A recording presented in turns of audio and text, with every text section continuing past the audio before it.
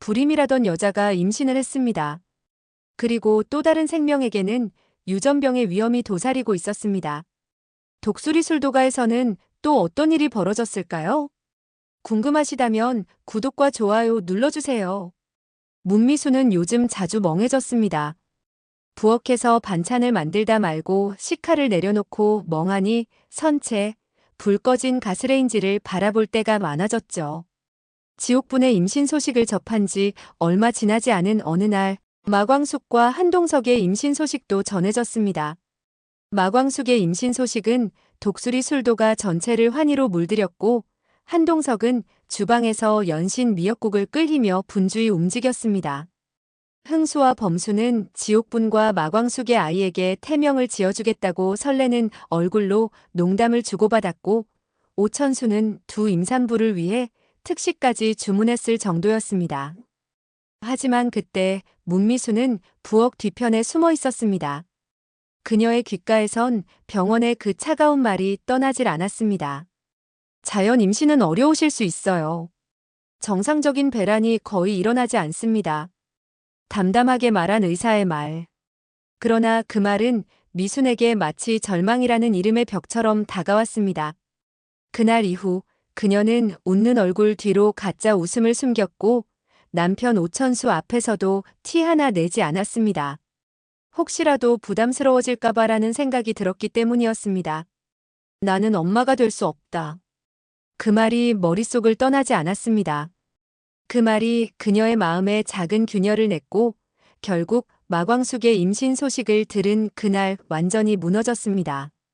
광숙의 기쁜 얼굴을 보며 그녀는 축하의 박수를 보냈습니다. 진심으로 축하하고 싶었습니다.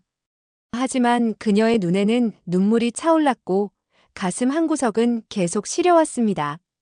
그녀는 축하 인사를 건넨 후 조용히 부엌 뒤편으로 걸어가 숨었습니다. 그리고 말없이 고개를 숙인 채 울었습니다. 진짜 나도 엄마가 되고 싶은데. 혼자일 때면 그녀는 꼭 다 큰 아이처럼 눈물을 삼켰습니다. 며칠 뒤 마광숙이 술도가에 들렀습니다.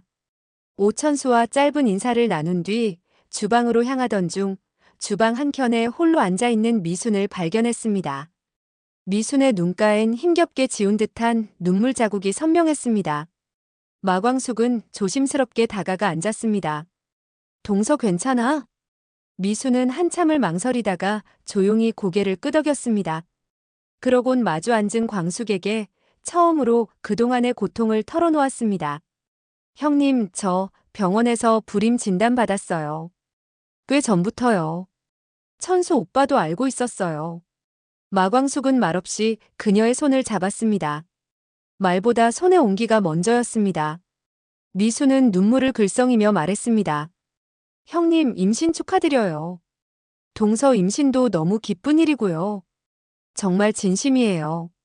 근데 순간적으로 질투심이 났던 제가 너무 초라해 보여서 형님 앞에 서기가 부끄러웠어요. 미안해요. 이런 분위기에 우울한 얘기에서. 광숙은 조용히 말했다. 동서, 왜 혼자 버텼어? 나라도 도와줄게. 우리 가족이잖아. 같이 병원 다시 가보자. 혹시 알아? 기적이 있을지도 몰라. 그 말에 미수는 처음으로 위로를 받았습니다. 그녀는 고개를 숙인 채 마광숙의 손을 꼭 잡았고 입술을 떨며 말했습니다. 고마워요. 형님 정말 고마워요.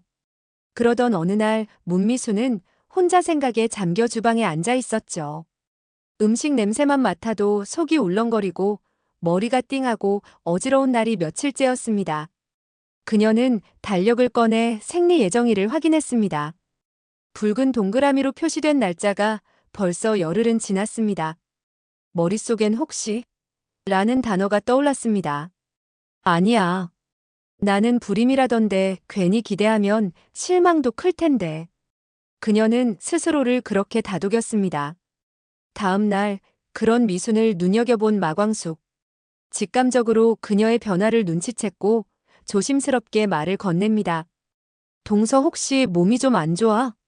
문미수는 망설이다가 용기를 내었습니다. 형님, 저도 형님 다니는 병원 한번 같이 가도 될까요? 왜? 어디가 안 좋아?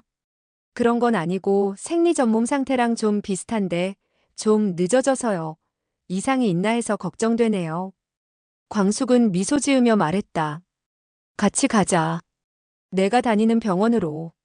별일 없을 거야. 산부인과 대기실에서 두 사람은 나란히 앉아 이름이 불릴 때까지 아무 말 없이 기다렸습니다. 광숙은 먼저 초음파를 마치고 나왔고 잠시 뒤 미순의 이름이 불렸습니다. 선생님, 저 예전에 불임 진단을 받았어요. 그런데 이유 없이 생리가 늦어져서요. 의사는 차트를 확인한 뒤 조용히 고개를 끄덕였고 초음파 기기를 들어 올렸습니다. 잠시 후 조용한 진료실 안에 미소 섞인 한마디가 흘러나왔습니다. 축하드립니다. 문미수님, 임신 6주입니다. 아이는 건강하게 자라고 있어요. 문미수는 그대로 얼어붙었습니다. 제가 임신이라고요? 미순의 눈이 동그래졌습니다.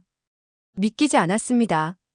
의사는 다시 한번 고개를 끄덕였고 미수는 그 자리에 주저앉듯 앉아 그대로 울음을 터뜨렸습니다. 진료실 밖에서 기다리던 마광숙이 놀라 뛰어들어왔고 미수는 울면서 외쳤습니다. 형님, 저 임신했대요. 진짜로 아기가 생겼대요. 마광숙은 놀람과 기쁨에 동시에 젖어 미순을 꼭 껴안았습니다. 진짜야, 동서. 정말 잘 됐다. 너무너무 잘 됐어. 두 사람은 진료실 한복판에서 껴안고 눈물을 흘렸습니다. 그날 술도가로 돌아온 미수는 오천수에게 말도 꺼내기 전 그의 얼굴을 보자마자 눈물이 먼저 떨어졌습니다.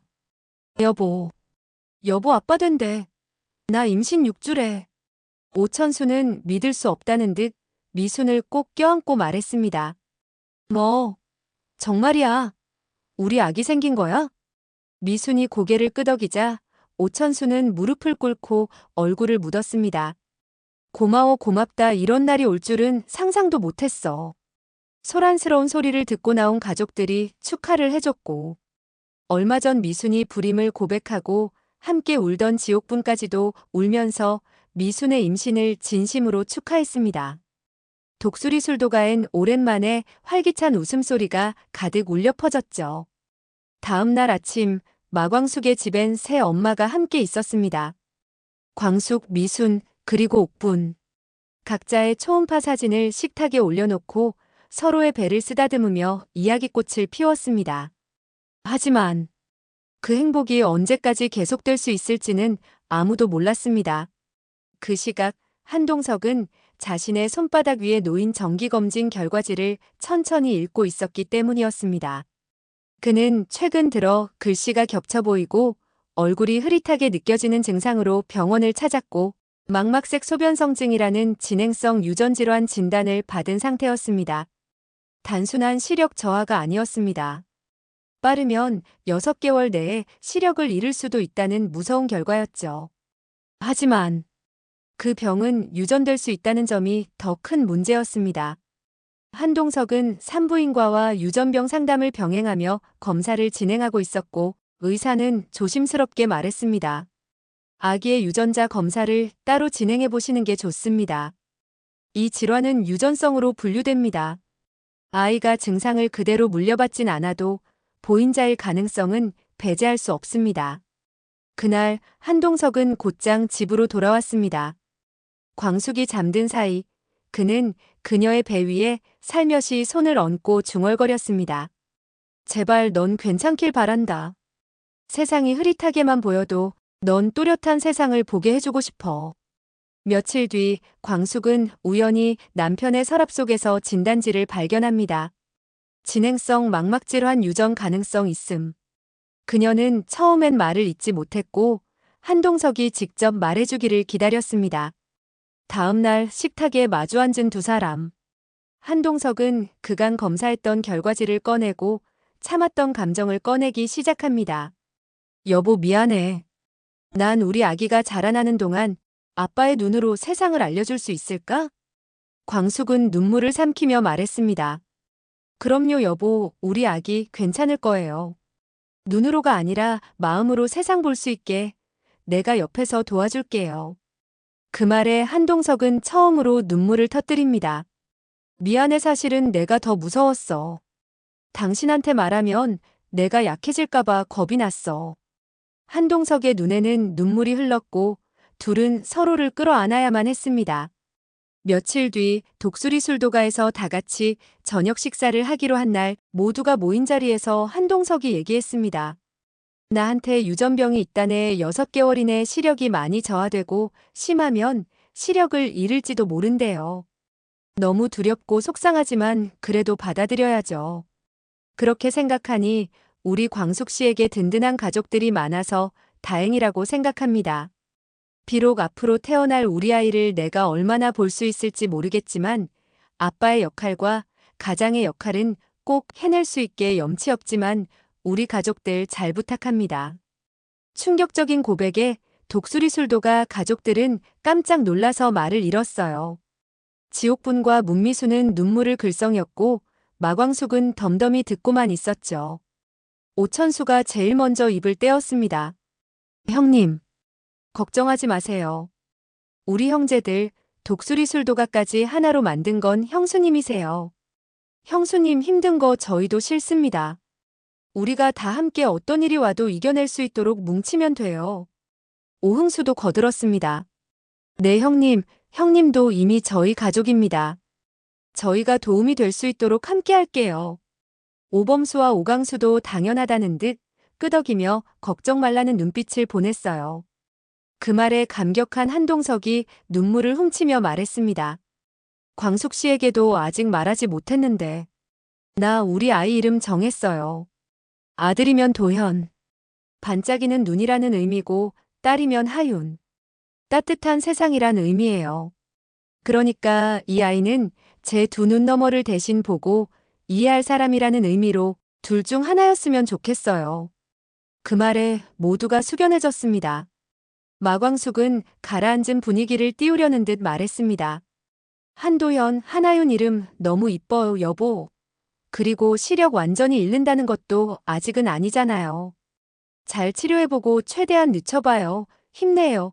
우린 함께니까요. 그 말에 누군가는 눈물을 닦았고 누군가는 고개를 숙였습니다. 그들의 가슴에는 서로를 지키고 싶은 간절함, 아기를 지키고 싶은 절박함이 동시에 흐르고 있었습니다. 불임이라던 여자의 임신, 그리고 유전병을 가진 남자의 두려움. 이 아이들은 과연 무사히 태어날 수 있을까요? 독수리 오형제를 부탁해 이제 남은 회차는 2회, 이 스토리가 어떻게 마무리될까요? 이번 주 충격의 최종회. 절대 놓치지 마세요. 댓글로 여러분의 주접도 남겨주세요. 이런 반전 안 놓치려면 구독은 필수, 좋아요는 사랑이죠. 지금까지 다음 화주 접단이었습니다.